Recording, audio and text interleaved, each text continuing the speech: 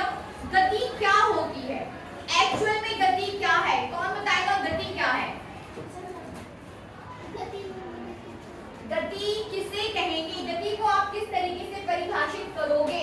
गति बताइए, हाँ बताइए। राम अवस्था से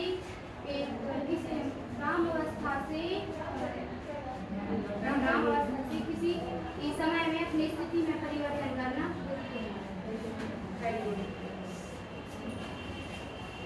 किसी समय अंतराल में एक स्थिति से दूसरी स्थिति का एक बिंदु स्थिति से दूसरी बिंदु स्थिति तक पहुंचना गति कहलाता है। ठीक है, मतलब मैं भी आपसे ये कह रही हूँ कि आप अपनी भाषा में गति को क्या समझते हो, ठीक है ना, आपकी अपनी लैंग्वेज में। जैसे अभी मैं खड़ी हूँ, ठीक है ना, मैं खड़ी हूँ और एक समय के बाद यदि मेरी स्थिति बदल जाती है तो वो क्या है, मैं गति कर रही हूँ, ठीक है ना। ये कोई ऑब्जेक्ट है, ऑब्जेक्ट ए बिंदु पी पर है, ये कोई ऑब्जेक्ट ए है, बिंदु पी पर है।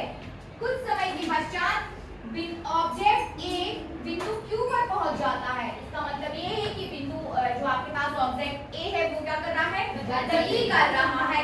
एक समय अंतराल के साथ स्थिति का बदल जाना, ठीक है ना, समय अंतराल के साथ ये समय अंतराल के साथ किसी वस्तु की स्थिति का बदल जाना क्या है, गति है। सीधा मतलब है कि वो वस्तु गति अवस्था में है, ठीक है ना। अब प्रश्न ये उठता है कि किसी वस्तु की गति में परिवर्तन या वस्तु की स्थिति में परिवर्तन कैसे होगा,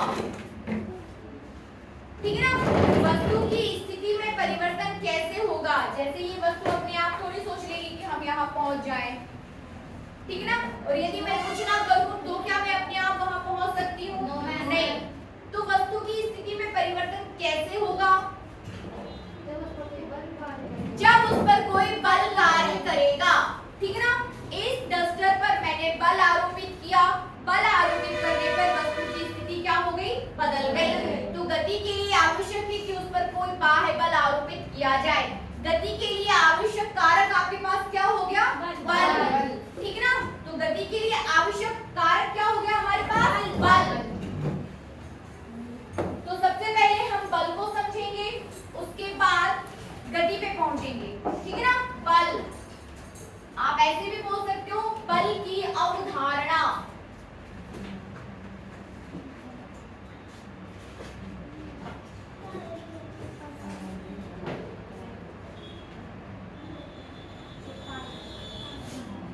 ठीक है ना। गति समझने के लिए आवश्यक है कि आप क्या समझें, बल। और बल क्या है, आप बल को देखिए, बल के रिस्पेक्ट में आप गति को परिभाषित कर देते हो, तो गति के रिस्पेक्ट में आप बल को परिभाषित कर दोगे। तो बल की क्या परिभाषा हो जाएगी कि बल वह बाह्य कारक है जो वस्तु में गति उत्पन्न करता है, ठीक है ना। एक दूसरे का रेफरेंस देकर आप दोनों चीजों को परिभाषित कर सकते हो, ठीक है ना। तो बल वह बाह्य कारक है जो वस्तु में गति उत्पन्न करता है। अब बल के प्रभाव क्या हो जाएंगे, बल के प्रभाव की यदि हम बात करें, बल का प्रभाव, बल के प्रभाव, बल, यदि किसी वस्तु में आप बल आरोपित करते हो तो बल किस तरीके से उस वस्तु पर प्रभाव डाल सकता है, बताइए। उसे विस्थापित कर देगा, पॉइंट 1, स्थिति बदल देगा, वेरी गुड, एक ही सेंस चल रहा है अभी, ठीक है ना। दिशा परिवर्तित कर देगा, वेरी गुड, वस्तु की गति में दिशा परिवर्तित, वेग में परिवर्तन हो जाएगा, वेरी गुड, आप सोच पा रहे हो, वेरी गुड। वेग में परिवर्तन होगा तो त्वरण आ जाएगा, फिर तो सारी चीजें परिवर्तित हो ही जाएंगी, ठीक है ना।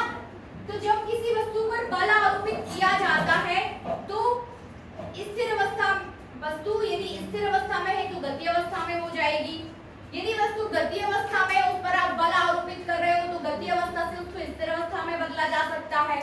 बल आरोपित करके वस्तु के आकार और आकृति में परिवर्तन किया जा सकता है, ठीक है ना। ये क्या है, बल के प्रभाव। यदि किसी वस्तु पर आप बल को आरोपित कर रहे हो तो वस्तु 3 प्रकार से उस पर प्रभाव डालती है, पहला, दूसरा और तीसरा। बल के प्रभाव के कारण किसी वस्तु के आकार एवं आकृति में परिवर्तन किया जा सकता है, ठीक है ना। यदि मैं जोर से इस पर बल तोड़ा जा सकता है? बिल्कुल तोड़ा जा सकता है, ठीक है ना। तो तोड़ने से क्या होगा, इसकी आकृति और आकार दोनों में परिवर्तन हो जाएगा, ठीक है ना। तो बल के प्रभाव से वस्तु के आकार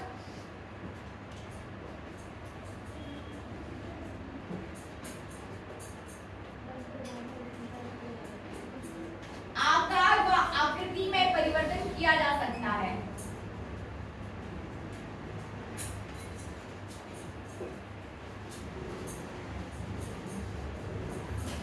ठीक है ना, वस्तु के आकार तथा आकृति में परिवर्तन किया जा सकता है।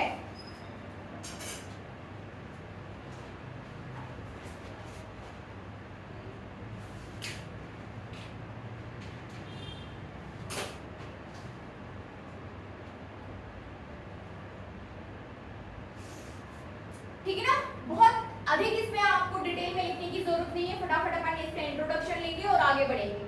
दूसरी चीज क्या हो जाएगी, बल के प्रभाव के कारण वस्तु के स्थिति में या स्थिति में परिवर्तन से मतलब यहाँ पर ये है कि यदि वस्तु स्थिर अवस्था में है तो उसे गति अवस्था में, और यदि गति अवस्था में है तो स्थिर अवस्था में परिवर्तित किया जा सकता है। शॉर्ट में हम लिख सकते हैं कि वस्तु की स्थिति में परिवर्तन किया जा सकता है, ठीक है ना, वस्तु की स्थिति में परिवर्तन किया जा सकता है।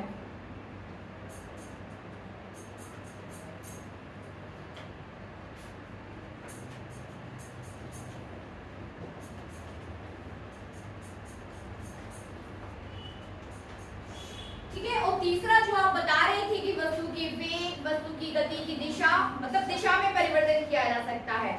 चाल अथवा गति की दिशा अथवा चाल अथवा गति की दिशा दोनों बदल सकती है, ठीक है ना।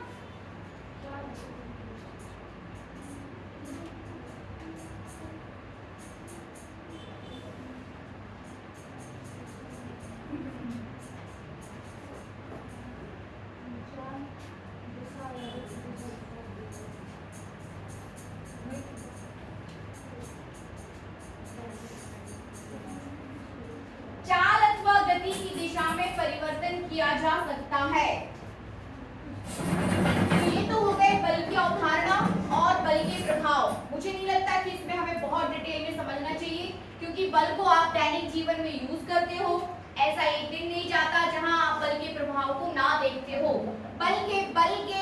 बल यदि आप नहीं लगाओगे तो वस्तु यदि स्थिर है तो स्थिर ही रहेगी, गति है तो गति अवस्था में ही रहेगी। देखिए, आप कुछ एग्जांपल्स यहाँ पे समझ सकते हैं कि यदि मुझे चलना है तो मुझे पृथ्वी के अगेंस्ट कुछ बल लगाना पड़ेगा, तब मैं चल पाऊंगी। यदि मुझे चौक से इस पे लिखना है तो भी मुझे बल लगाना पड़ेगा, ठीक है ना। बल जो है चारों तरफ मौजूद है। बल के 4 प्रकार होते हैं। जो इम्पोर्टेंट बल हैं वो कौन कौन से हैं? 4।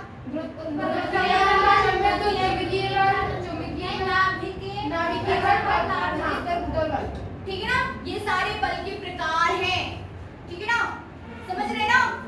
तो आप बल को इग्नोर नहीं कर सकते। इसके बाद थोड़ा सा आप बल की परिभाषा नोट कर लें। लिखिए बल की परिभाषा।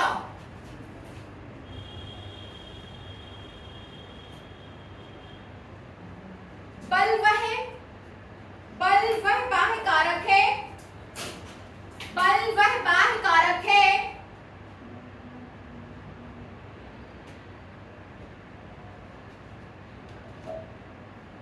जो वस्तु की विराम अवस्था में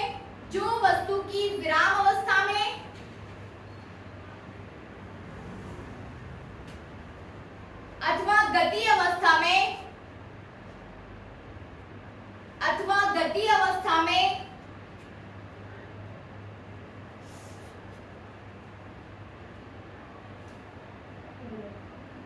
अथवा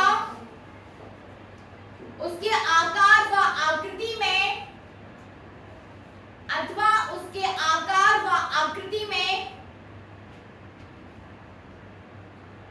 में परिवर्तन करता है।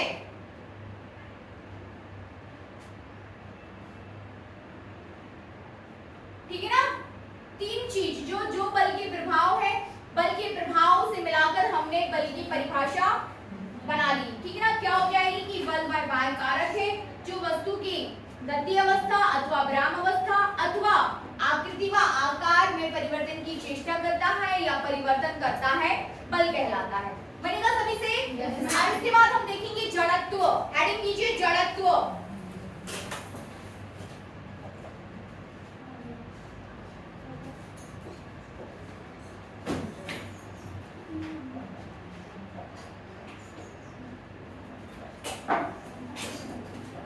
जड़त्व, ठीक है ना? जड़त्व स्टार्ट करते हैं। ये साफ कर दो।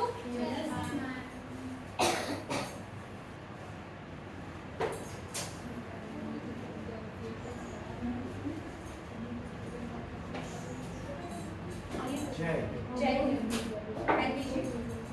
आजकल बच्चा भूल गए। हमने जब अपन जा रहा था अपन ने अपने कहा था याद था तो बच्चे लोग आके बोल दी जय हिंद। और आजकल नहीं बोल रहे। क्यों नहीं बोल रहे? आप लोग जय हिंद।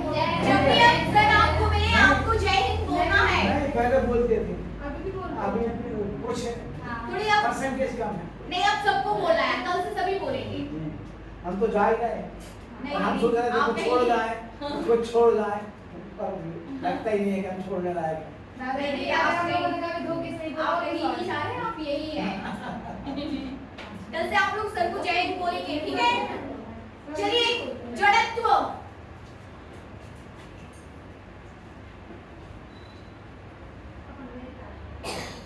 आप लोग रीड क्यों करते हैं? मुझे नहीं आती थी। तो फिर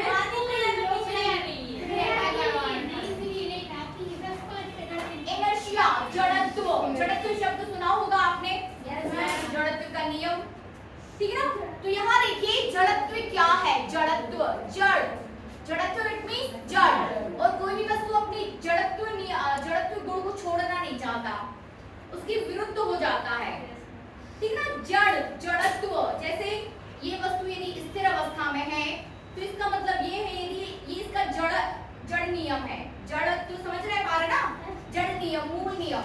मूल इसका नियम ये हो जाएगा कि ये सिर्फ जो है स्थिर में ही रहना चाहती है, ठीक है ना? ये वस्तु की इच्छा, आप तो बल लगा लो, आप बल लगा लो, बेचारी कमजोर है, हट जाएगी। बल लगाओगे तो वो गति करेगी, लेकिन चाहती वो यह है कि वो यदि स्थिर अवस्था में है तो स्थिर में ही रहे, वो ये चाहती है, ठीक है ना? ये वस्तु, ये जैसे चौक का डिब्बा रखा हुआ है, ये स्थिर है, स्थिर में ही रहेगा। बेचारा कमजोर है, हम उस पर बल लगा रहे हैं तो फिर वो गति अवस्था में जा रहा है, लेकिन उसकी इच्छा क्या है? उसकी इच्छा है कि वो स्थिर में ही रहे, ठीक है ना? उसकी इच्छा क्या है? कि वो स्थिर में ही रहे, ठीक है ना? तो यदि कोई वस्तु स्थिर अवस्था में है तो वो स्थिर में ही रहना चाहती है, यदि कोई वस्तु गति अवस्था में है तो गति अवस्था में ही रहना चाहती है। इसे जड़त्व बोलते हैं। लिखिए जड़त्व। प्रत्येक वस्तु का एक गुण होता है, प्रत्येक वस्तु का एक गुण होता है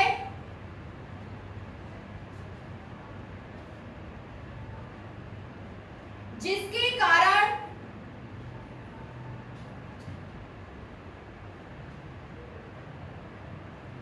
गतिमान वस्तु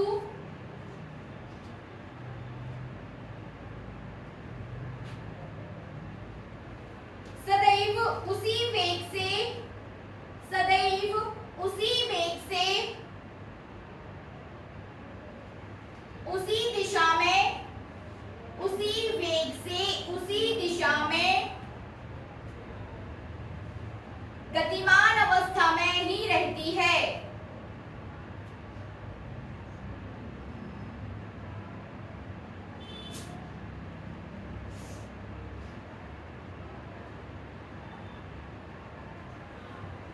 तथा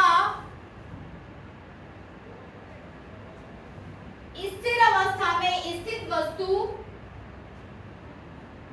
तथा स्थिर अवस्था में स्थिर वस्तु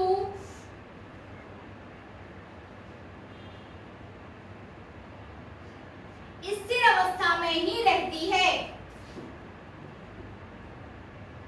स्थिर अवस्था में ही रहती है जब तक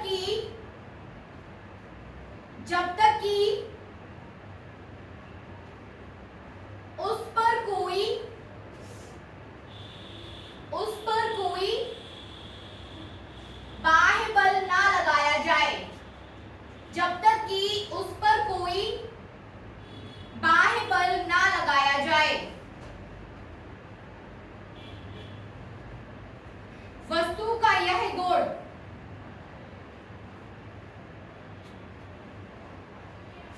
जड़त्व कहलाता है।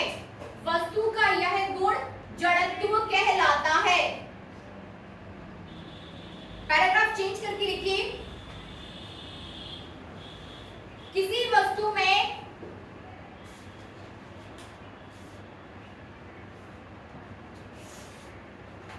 अपनी स्थिर अवस्था, किसी वस्तु में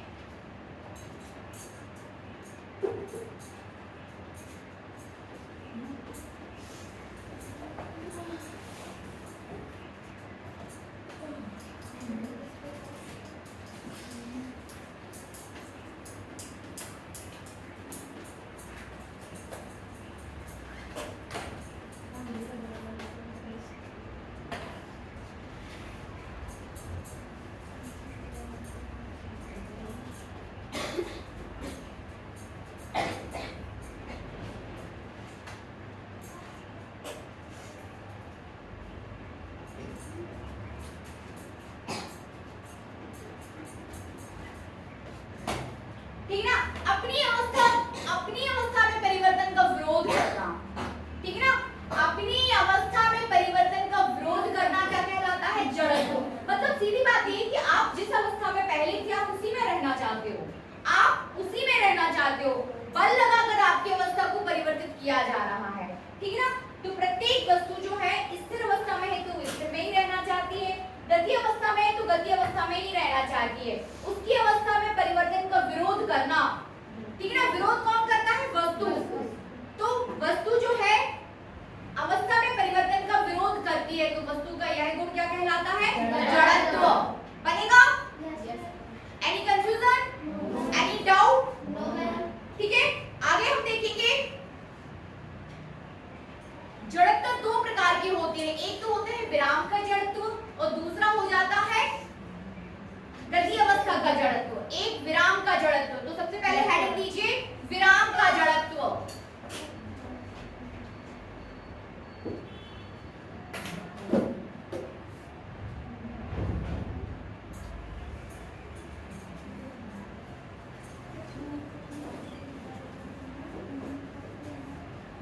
विराम का जड़त्व समझिए क्या होगा? विराम का जड़त्व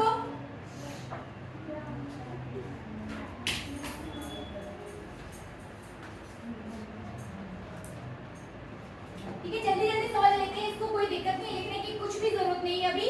विराम का जड़त्व या इनर्शिया ऑफ रेस्ट, इंग्लिश में हम इसे बोल देंगे इनर्शिया ऑफ रेस्ट। विराम का जड़त्व क्या हो जाएगा? नहीं, परिभाषा विराम का जड़त्व जब स्थिर अवस्था में परिवर्तन का विरोध करे तो विराम का जड़त्व, जब गति अवस्था में परिवर्तन का विरोध किया जाए तो गति अवस्था का जड़त्व हो जाएगा। ठीक है, अब इसके उदाहरण देखिए विराम का जड़त्व। एग्जांपल, पहला एग्जांपल्स बस नोट करिए और उसको समझते चलिए। हो जाएगा रेलगाड़ी या बस के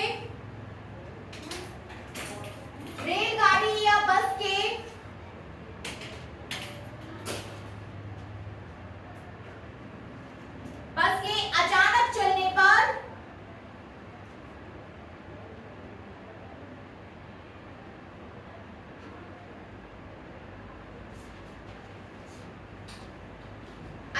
चलने पर उसमें बैठा यात्री पीछे की ओर गिर जाता है। ठीक है ना, उसमें बैठा यात्री पीछे की ओर गिर जाता है। देखिए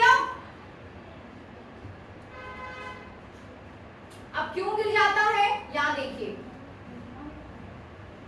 रेलगाड़ी या बस में बैठा व्यक्ति, ये स्कूटी पे पीछे बैठा व्यक्ति भी अचानक से भी ब्रेक लगा दिया जाए तो वो क्या होता है? पीछे की तरफ। ठीक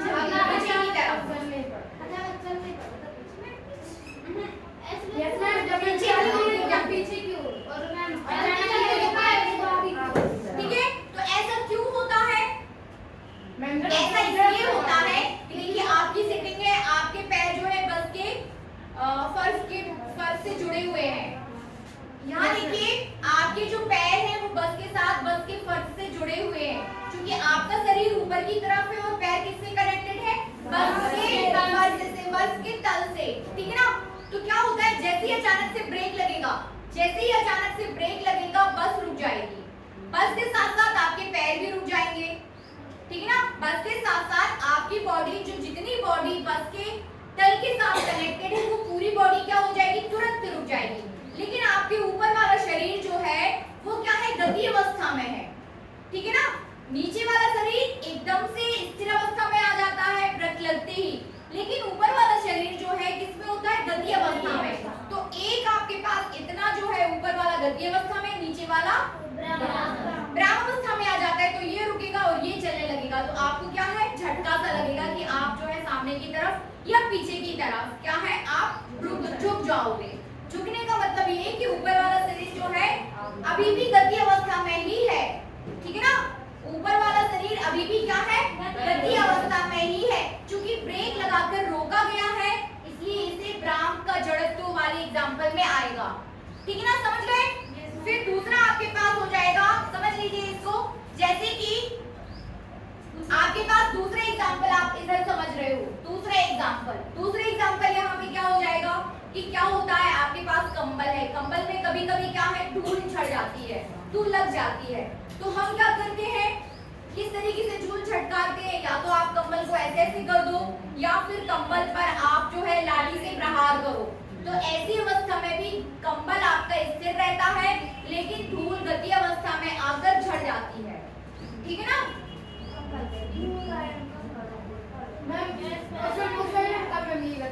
कंबल गति में रहता है वो। आप जैसे ही उसको झटकारोगे तो क्या होगा, आप किसको गति दे रहे हो,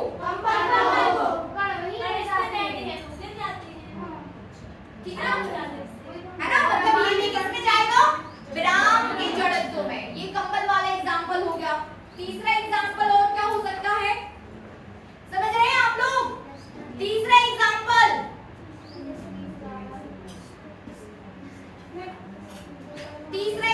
बताइए।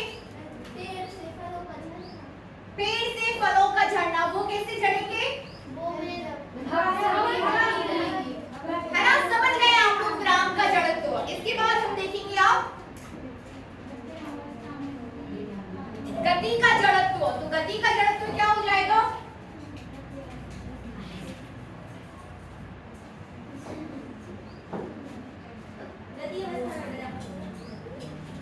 गति का जड़त्व inertia of motion, inertia of motion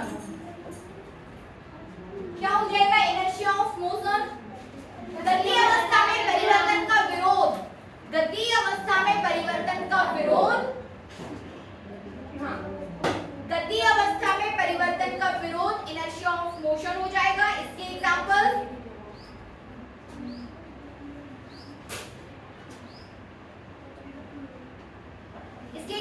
दीजिए। गति अवस्था में परिवर्तन का विरोध, बस अचानक रुक जाती है, ठीक है ना, इंक्लूडेड है दोनों ही। जो आप टाइप्स ऑफ इनर्शिया देख रहे हो वो दोनों ही एक दूसरे के साथ इंक्लूडेड है।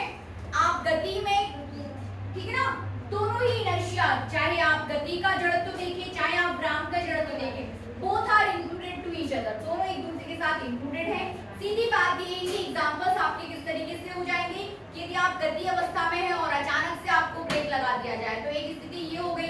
यदि आप क्या है, स्थिर अवस्था में और आपको धक्का दे दिया जाए तो फिर वो एग्जांपल्स आपका क्या हो जाएगा, किसमें चला जाएगा, किसमें चला जाएगा, विराम के जड़त्व में। सीधी बात ये है कि विराम जड़त्व में आप अपनी स्थिर अवस्था का विरोध कर रहे हो कि आप गति में नहीं आना चाहते, और गति अवस्था में विराम जड़त्व से मतलब ये हो जाएगा कि आप गति अवस्था में ही रहना चाहते हैं, आप स्थिर अवस्था में नहीं रहना चाहते, ठीक है ना। तो ये हो जाएगा आपका जड़त्व, और जड़त्व को आप अच्छे से समझ चुके हैं, ठीक है। किसी को कोई डाउट है तो आप हमसे पूछ सकते हैं।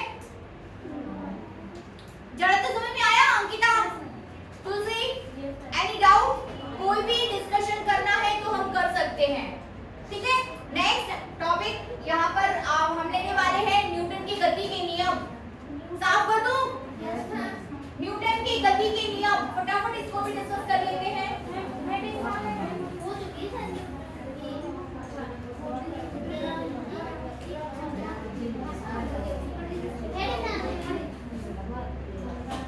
न्यूटन की गति के नियम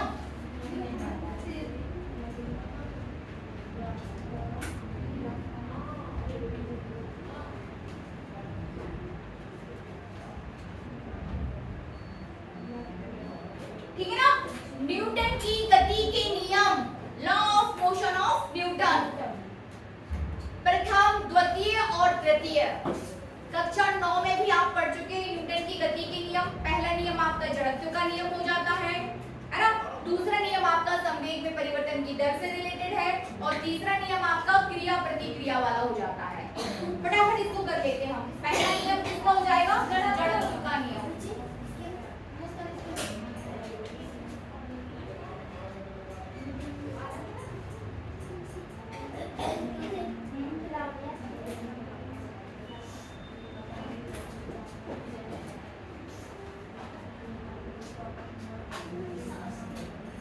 न्यूटन की गति का प्रथम नियम समझिए। न्यूटन की गति का प्रथम नियम ही जड़त्व का नियम कहलाता है। क्या कहलाता है? जड़त्व का नियम।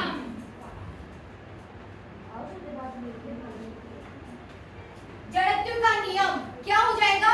यदि कोई वस्तु स्थिर अवस्था में है तो स्थिर अवस्था में ही रहेगी। यदि कोई वस्तु गति अवस्था में है तो गति अवस्था में ही रहेगी, जब तक कि उस पर कोई बाह्य बल आरोपित ना किया जाए। इसे न्यूटन की गति का प्रथम नियम कहते हैं। लिखना चाहते हैं क्या? लिखिए, हेडिंग दीजिए न्यूटन की गति का प्रथम नियम और लिखिए, यदि कोई वस्तु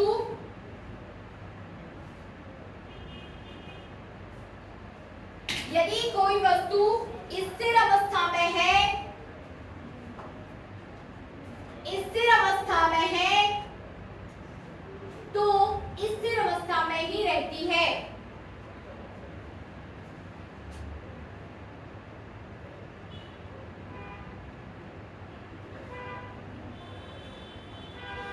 और यदि कोई वस्तु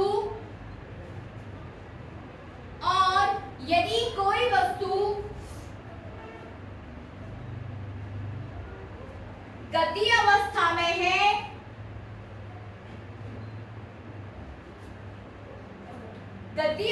में है तो वह उसी दिशा में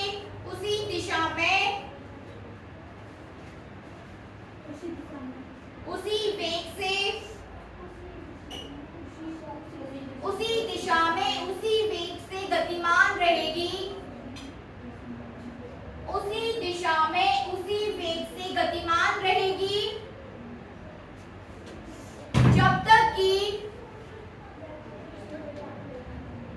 जब तक कि उस पर कोई बाह्य बल आरोपित ना किया जाए। जब तक कि उस पर कोई बाह्य बल आरोपित ना किया जाए। इसे न्यूटन की गति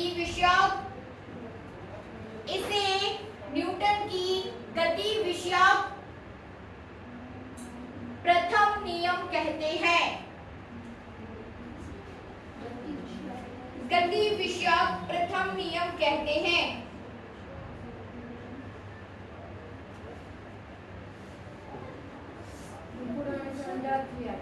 पूरा जो आप इतनी देर से जो आप जड़त्व पढ़ रहे हो ये वही है, ठीक है ना? न्यूटन की गति विषयक प्रथम नियम कहते हैं।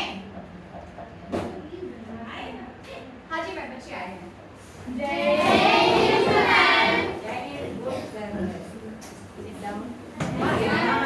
बहुत अच्छा लगा एक्सरसाइज करनी है आपको। बोलिए मैम, यहाँ पर बहुत अच्छा मैं अभी भी काट रहे हैं।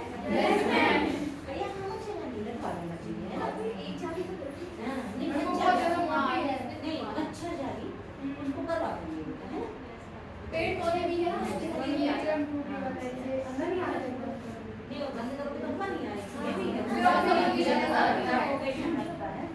तो अच्छा जाली क्या बेटा, हमें आप भी आए हुए हैं, थोड़ा सा एक आध महीने हमें भी सेट हो जाने दीजिए, है ना? फिर अपन देखते हैं। अभी तो अच्छी पढ़ाई करो, ये मत देखो तुम अच्छा काट रहे हो ना।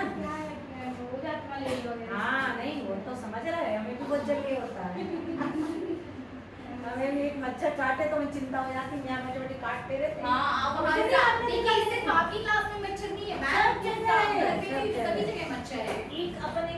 ले आया करो, प्रत्येक दिन एक लड़की एक लेके आओ यहाँ लगा दो। तो कर पेंटर सकते ही हो? नहीं कर पाएंगे। हैं? यहाँ लगा देंगे तो फिर वो यहाँ से पेंटर ही नहीं कर पाएंगे। पेंटर नहीं कर पाएंगे, इतना कर सकते हो ना, अभी कर लो फिर अपन करेंगे उसको। थोड़ी सी बारिश रुक जाए, इसके बाद अपन जो जो इस टाइप का काम है उसको कराएंगे। बढ़िया पढ़ाई करो, अपन को तो अच्छे नंबर, मैडम आपकी अच्छी फिजिक्स वाली है और आप केमिस्ट्री भी बता सकती है, ऐसा नहीं है ना।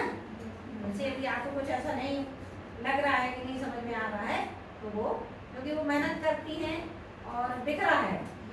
ठीक है सर, बैठ जाइए। ठीक, थैंक यू मैम। अच्छे बच्चे हैं, वो जगह तो कम आए हैं, कम ही नहीं पढ़ाने बच्चे। हाँ ये तो बच्चे आते ही हैं। हाँ, नहीं अच्छा है बेटा, तुम्हारी जो है तो साइंस पढ़ रहा है वो जो शुरू से बिल्कुल जो पढ़ाया जाए उसको बिल्कुल कवर करते जाए, तब आगे बढ़ना। और अपनी जो ब्लूप्रिंट है उस आधार पे आपको नोट्स बनाना। ब्लूप्रिंट समझते हो? Yes, ma'am. क्या होता है ब्लूप्रिंट? बताओ क्या? एक नए सत्र के लिए एक सिलेबस दिया जाता है, कितने सिलेबस से अंतर्गत आपके एग्जाम में आएगा। नहीं, सिलेबस अलग चीज होती है। ब्लूप्रिंट जो होती है, बैठ जाइए। हम कितने नंबर किसको पता है ब्लूप्रिंट क्या है? मैथ्स से रिलेटेड भी है ना, स्टैटिस्टिक्स वगैरह जो अपन पढ़ते हैं। कौन से अध्याय से कितने अंक आए? गुड। इसके आगे और कौन बता सकता है कि ब्लूप्रिंट, मैंने कुछ नहीं मैम, ब्लूप्रिंट मैं उसमें ये भी दिया होता है मैम कि कितने नंबर का आएगा। प्रश्न पत्र की संरचना हाँ, क्या है?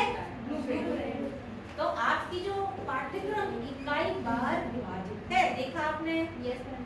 तो पहली इकाई से मान लीजिए 20 नंबर का आना, ठीक है? मान लीजिए पहली इकाई से मेडिकल इकाई से हम उसको डिस्टर्ब नहीं करेंगे, 20 नंबर से आना। इस 20 अंक में से कितने प्रश्न आएंगे? सबसे पहले तो ये देखो, मान लीजिए इसमें से 3 प्रश्न आए, ठीक है? तो अब आपको देखते हुए पेपर में, पुराने पेपर देखते हैं आप, 2 नंबर के भी आते हैं, 1 नंबर के भी आते हैं, 5 नंबर के भी आते हैं। आज तक चार है ना। तो मान लीजिए 4-4 नंबर के 3 प्रश्न, 4 अंक के कितने? 3 होंगे 12, ठीक है? अब कितने बचे? 8। और फिर 1-1 नंबर के 5 प्रश्न, एक नंबर के 5, ये कितने हो गए? 5 17। अब 3 नंबर का 1, तो कितना हो गया जी? 30 प्रश्न। ये ब्लूप्रिंट बताता। तब आपको पहली इकाई से ये देखना है 4 नंबर के प्रश्न कितने निकल रहे उस इकाई से, तो वैसे आप प्रश्न तैयार करिए, ठीक है? बहुत अच्छा लगता है बेटा। और आप देखना 100 में से 100 नंबर मिलेंगे। 100 नंबर का प्रश्न पत्र तो नहीं होता है, 75 का होता है, नहीं 70 का। 70 का होता है, 70 है तो 10 मार्क्स आपके प्रोजेक्ट्स वगैरह में, 20 मार्क्स आपको उसमें प्रैक्टिकल है ना। और इस प्रकार से आपको तैयारी करना। आप नोट्स बनाओगे तो आप अपनी इकाई का विभाजन देखिए और ब्लूप्रिंट देखिए, ठीक है? और उस आधार पे आप तैयारी करो। आपको देखना 75 में से 70 नंबर मिलेंगे, 72 नंबर मिलेंगे, क्योंकि अपन ने तैयारी प्रश्न पत्र के आधार पर की, क्योंकि बाद में की पेपर सेट किए हैं बेटा हमने, और बड़ा पेपर वो आया भी हमने सीरियसली अच्छा हो गया। ये जो ब्लूप्रिंट होती है वो बहुत महत्वपूर्ण है, ठीक है ना? Thank you madam. ठीक है, तो ब्लूप्रिंट क्या होता है कि आपके जो आपका सिलेबस है, पूरा सिलेबस, ठीक है? तो एक तो आपको सिलेबस दे दिया जाता है पूरा कि इस यूनिट से ये इतने टॉपिक्स हैं, इस यूनिट से इतने टॉपिक्स हैं, इस यूनिट से ये टॉपिक्स हैं। टोटल 5 यूनिट्स में आपको टॉपिक दे दिए जाते हैं। फिर दूसरी चीज क्या होती है कि आपको फिर उसके बाद अंक का निर्धारण कर दिया जाता है। अंक इट मींस कि इस यूनिट से मतलब बराबर बराबर अंक, यहाँ देखिए बराबर बराबर अंक डिवाइड कर दिए जाते हैं। यदि 70 मार्क्स का टोटल पेपर है या 80 मार्क्स का टोटल पेपर है और आपसे 5 5 यूनिट्स आपसे पूछी जा रही हैं तो 70 डिवाइड ऑफ 5 कर दिया जाता है, तो इक्वल मार्क्स यूनिट से डिवाइड कर दिए जाते हैं। उसके बाद की प्रोसेस ये होती है कि आपके इस यूनिट से इतने ऑब्जेक्टिव आपसे पूछ लिए जाएंगे, ठीक है ना, इतने 1 नंबर के क्वेश्चंस आपसे पूछ लिए जाएंगे और इतने सही असत्य असत्य।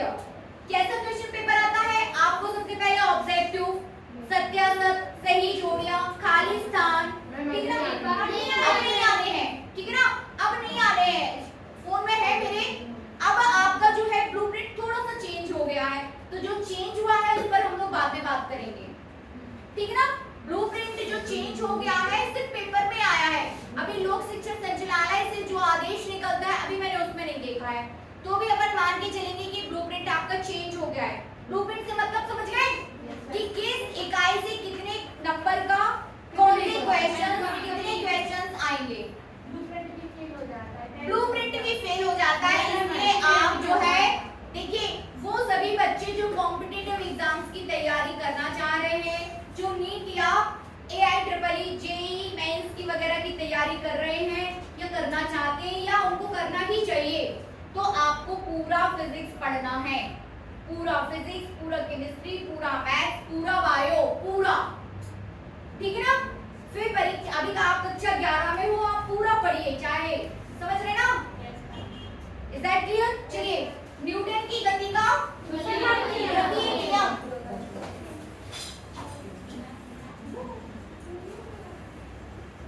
तो न्यूटन की गति का दूसरा नियम,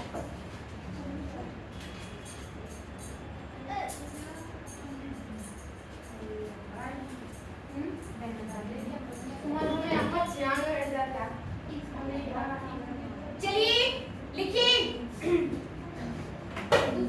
न्यूटन के द्वितीय नियमानुसार, लिखिए बता रही हूं मैं, न्यूटन के द्वितीय नियमानुसार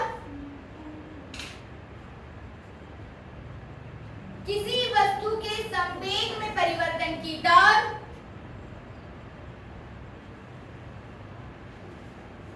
किसी वस्तु के संवेग में परिवर्तन की दर उस पर लगाए गए बल के, किसी वस्तु के संवेग में परिवर्तन की दर, ठीक है ना, किसी वस्तु के संवेग में परिवर्तन की दर उस पर लगाए गए बल के, लगाए गए बल के अनुक्रमानुपाती होती है, उस पर लगाए गए बल के अनुक्रमानुपाती होती है तथा संवेग में परिवर्तन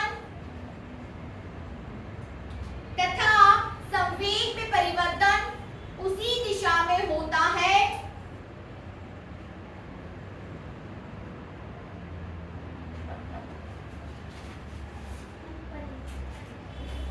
उसी दिशा में होता है जिस दिशा में बल लगाया जाता है, ठीक है ना, उसी दिशा में होता है जिस दिशा में बल लगाया जाता है।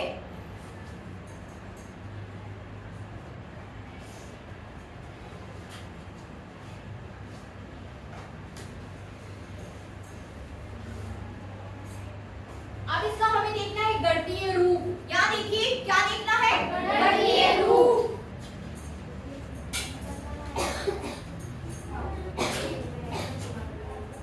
मैथमेटिकल एक्सप्रेशन देखेंगे हम इसका गणितीय रूप, ठीक है। यहाँ देखिए आपने क्या लिखा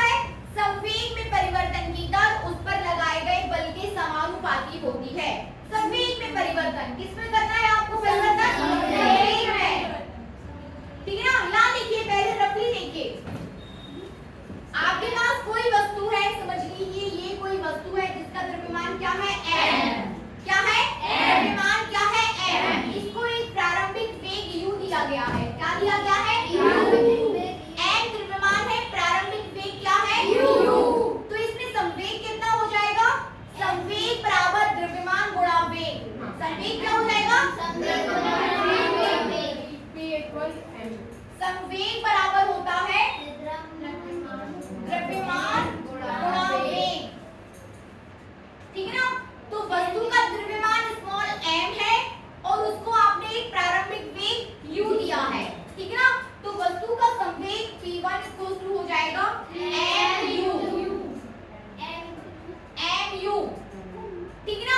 अब ये वस्तु को आपने प्रारंभिक वेग u दिया है और बल F लगाकर उसको रोक दिया है, ठीक है ना, समझ रहे हैं। वस्तु का प्रारंभिक वेग u, बल F लगाकर वस्तु को क्या कर दिया गया है, रोक दिया गया है। तो बल आपका क्या है, F, बल हो जाएगा आपका F, अंतिम वेग आपका हो जाएगा v, ठीक है ना। अंतिम वेग भी द्रव्यमान वही रहेगा, तब अंतिम संवेग ये हो जाएगा आपका प्रारंभिक संवेग, ये हो जाएगा अंतिम संवेग। अंतिम संवेग P2 बराबर कितना हो जाएगा, mv, ठीक है ना। mu प्रारंभिक संवेग, mv अंतिम संवेग, mv। तो आपसे बोला क्या जा रहा है कि संवेग में परिवर्तन की दर उस पर लगाए गए बल के समानुपाती होती है। यही सिद्ध करना है ना कि संवेग में परिवर्तन की दर उस पर लगाए गए बल के समानुपाती होती है, ठीक है ना। तो यहाँ देखिए, अब देखिए संवेग में परिवर्तन P2 माइनस, ठीक है। यहाँ देखिए संवेग में परिवर्तन कितना हो जाएगा, संवेग में परिवर्तन प्रारंभिक वेग नहीं, P2 माइनस संवेग में परिवर्तन अंतिम संवेग माइनस प्रारंभिक संवेग, और संवेग में परिवर्तन को आप डेल P से नोट कर रहे हो, ये हो जाएगा डेल P माइनस अंतिम संवेग माइनस प्रारंभिक संवेग, अंतिम संवेग माइनस प्रारंभिक संवेग। अंतिम कितना है, P2 माइनस P1, P2 कितना है,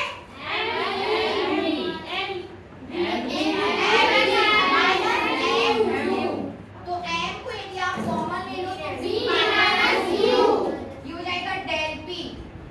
लिखिए यहाँ तक, करिए, मैं बोल रही हूँ वैसा लिखिएगा। वस्तु का प्रारंभिक संवेग P1 बराबर, यहाँ से लिखिए, माना द्रव्यमान m की वस्तु को, माना द्रव्यमान m की कोई वस्तु को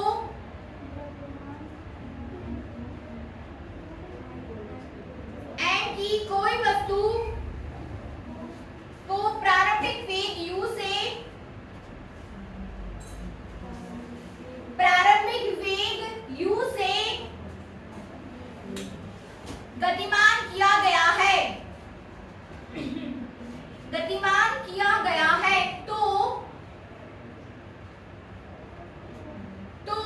वस्तु का प्रारंभिक संवेग, ठीक है ना, तो वस्तु का प्रारंभिक संवेग P1 बराबर,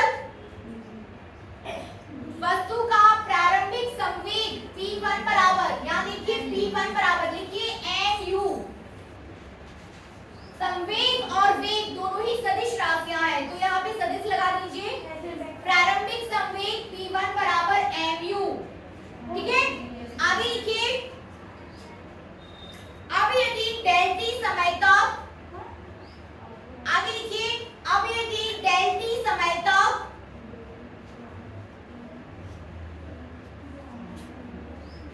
वस्तु पर बल F लगाकर,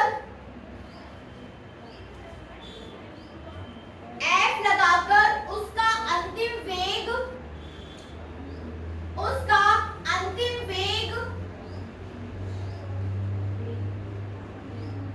v हो जाता है,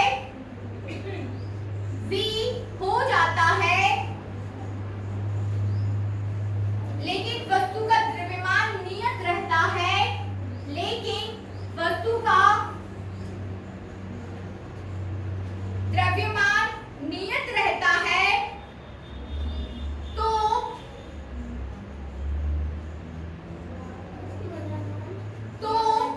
वस्तु का अंतिम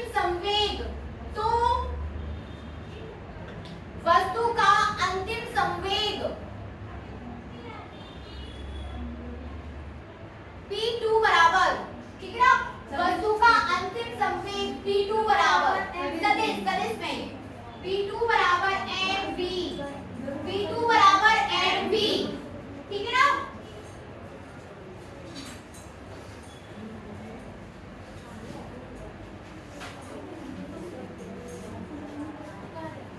अरे यार मैंने इतना लिखने पाओ तो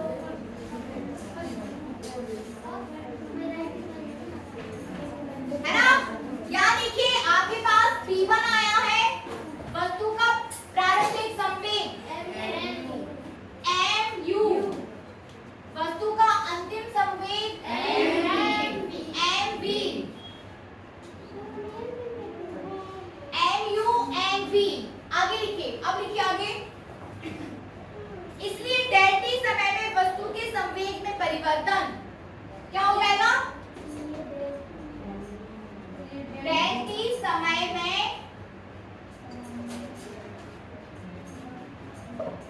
वस्तु के संवेग में परिवर्तन,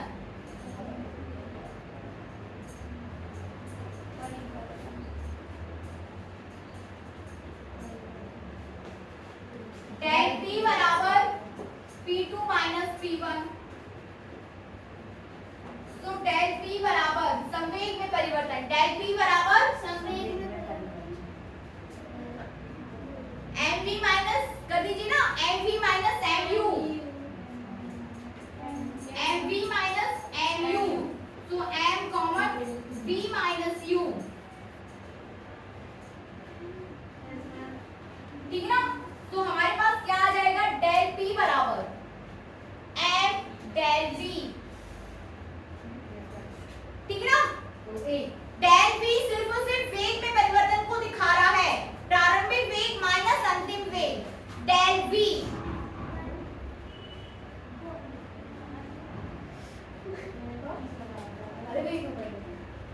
ठीक है ना। आगे लिखिए, न्यूटन के द्वितीय नियम से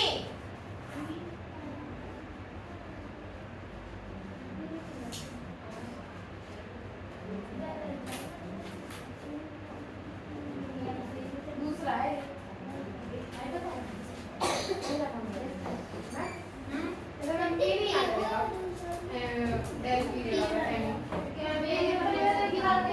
आपको क्या सिद्ध करना है? संवेग में परिवर्तन की दर उस पर लगाए गए बल के समानुपाती होती है, ठीक है ना। तो आप ऐसा भी कर सकते हो कि डेल टी से डिवाइड करने पर,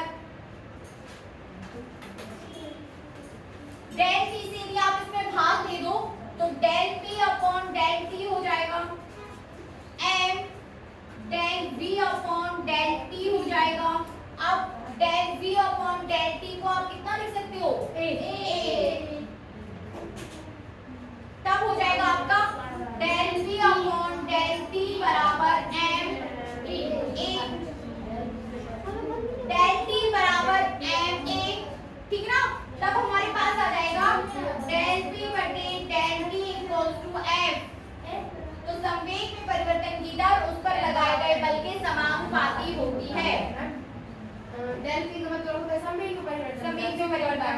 और डेल पी देखिए फिर से देखिए, डेल p संवेग में परिवर्तन को दिखा रहा है, जब उसमें आप t से डिवाइड कर देते हो तो वो हो जाता है संवेग में परिवर्तन की दर, तब होता है, ठीक है ना।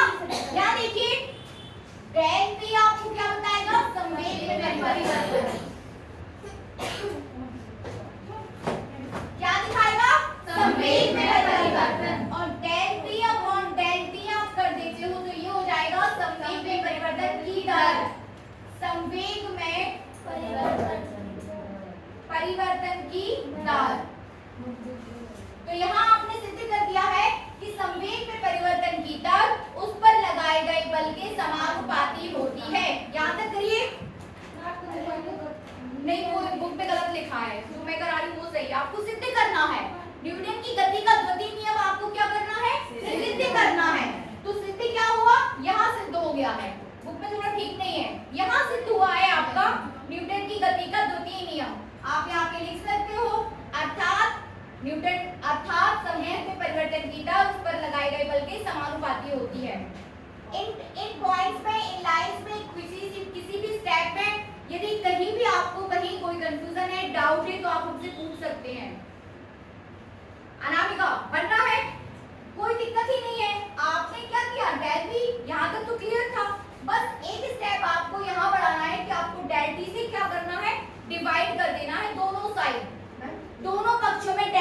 भाग देने पर ये बराबर से एक ही बात होती है कि बराबर होना या कि अनुक्रमानुपाती होना, ठीक है ना, समझ रहे ना। ये तो समझ गया कि वो बढ़ेगा वो बढ़ ही रहा है बराबर ही है। अनुक्रमानुपाती या व्युत्क्रमानुपाती होता है कि आप हम बढ़ रहे तो आप बढ़ रहे, ठीक है ना, ये अनुक्रमानुपाती। व्युत्क्रमानुपाती में क्या हो जाएगा, हम बढ़ रहे आप घट रहे, ऐसा व्युत्क्रमानुपाती हो जाता है। अब फिर लास्ट में क्या लिखना है अतः संवेग में परिवर्तन की दर, जब आपके पास चर अचर राशियां होगी तब लिख सकते हैं। अचर राशियां क्या है, ये अचर है क्योंकि इनकी वैल्यू चेंज हो रही है, ये फिक्स नहीं है। संवेग अगर है ना, वर्ग का मान होगा तो उसको नहीं करते। हाँ, जैसे 2 बराबर 3 ऐसा नहीं लिख सकते कि आप बोलो कि 2 बराबर 3 है तो 2 है ना, ऐसा नहीं लिख सकते आप, क्योंकि ये क्या है, चर राशियां फिक्स्ड है, कांस्टेंट वैल्यूज में आप बराबर का अनुक्रमानुपाती का बराबर नहीं कर सकते। लेकिन अचर राशियों में जो वैल्यूज फिक्स नहीं है, चेंज हो रही ना, ठीक है ना, तब आप ऐसा नहीं कर सकते। जब हम इसे हटाते हैं तो ये नियतांक कहा जाता है, वो आपको ये बताता है कि किस दर के साथ दूसरे पक्षी की वैल्यू बढ़ रही है। नियतांक का मतलब ये नहीं है कि नियतांक आ गया, नियतांक का मतलब यहाँ पर ये होता है कि कितने कितने किस मूलांक के साथ बढ़ रहा है, वो नियतांक है, ठीक है ना। जब भी आप ये अनुक्रमानुपाती का निशान हटाओगे तो आपको एक नियतांक लिखना पड़ेगा कि आप किसकी कितने रिस्पेक्ट के साथ उसको बढ़ा रहे हो या घटा रहे हो, किस मूलांक के साथ, ठीक है ना। नियतांक क्यों आता है, कैसे आता है, इस पर मुझे आपको 10 मिनट देने होंगे, मैं बता दूंगी आपको कि कैसे आता है। यहाँ तक हो गया, हो गया सभी का, इसको करिए फिर अपन नियतांक पे बात कर रहे हैं। अतः संवेग में परिवर्तन की दर उस पर लगाए गए बल के समानुपाती होती है, ठीक है ना।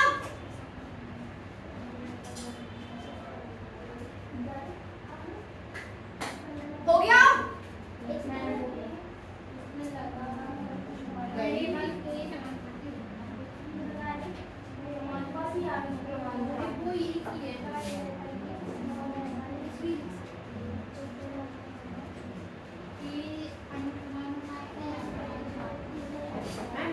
समानुपाती का साइन ये और व्युत्क्रमानुपाती बता ये साफ कर दूं, पूरा साफ कर दूं। न्यूटन की गति का द्वितीय नियम सीख गए आप लोग? Yes ma'am.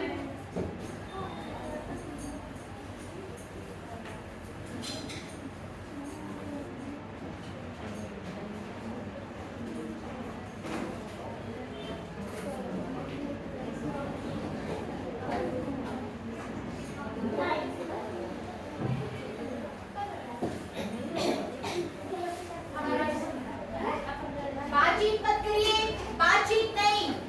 अब यहाँ देखिए किस तरीके से आप अनुक्रमानुपाती, समानुपाती, नियतांक, ये सारी चीजें जो आप कंफ्यूजन में हो वो यहाँ सीख लो, ठीक है ना।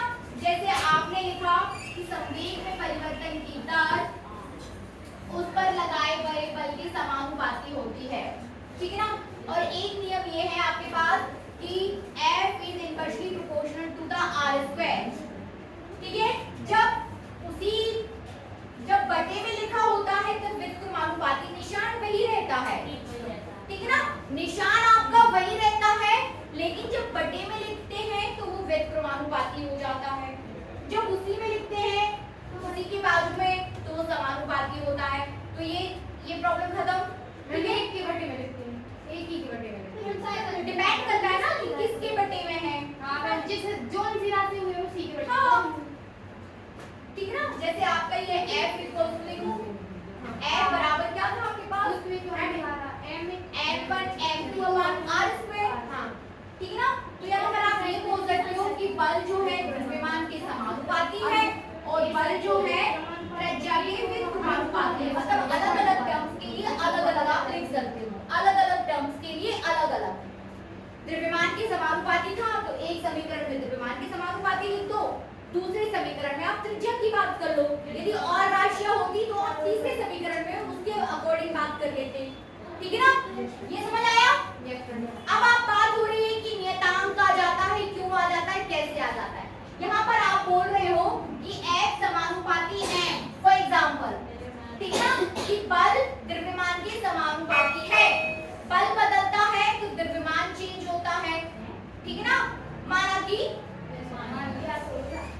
ठीक है ना। गुरुत्वाकर्षण बल तो द्रव्यमान के समानुपाती होता है ना, बढ़ेगा तो बल ज्यादा लगाना पड़ेगा। है ना। ये समान